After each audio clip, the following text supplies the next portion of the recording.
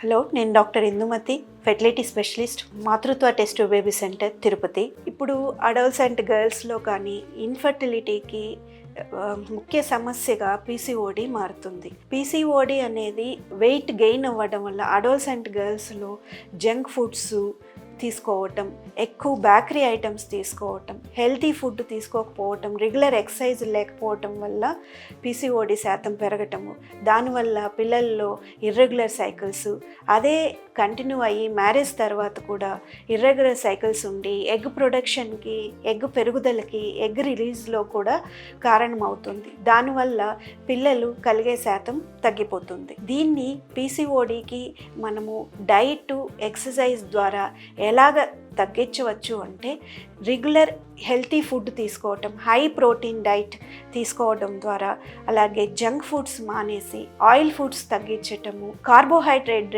Rich diet కొంతవరకు తగ్గించి మెయిన్గా ఫ్రూట్స్, వెజిటేబుల్స్ మన డైట్లో ఉండేలాగా చూసుకొని రెగ్యులర్ వాకింగ్, ఎక్సర్సైజ్ ద్వారా కరెక్ట్ హైట్కి వెయిట్ మెయింటైన్ చేయగలిగితే వాళ్ళకి పీసీఓడి చాలా వరకు తగ్గి రెగ్యులర్ సైకిల్ స్టార్ట్ అయ్యి కన్సెప్షన్ ఛాన్సెస్ కూడా ఎక్కువ అవుతుంది.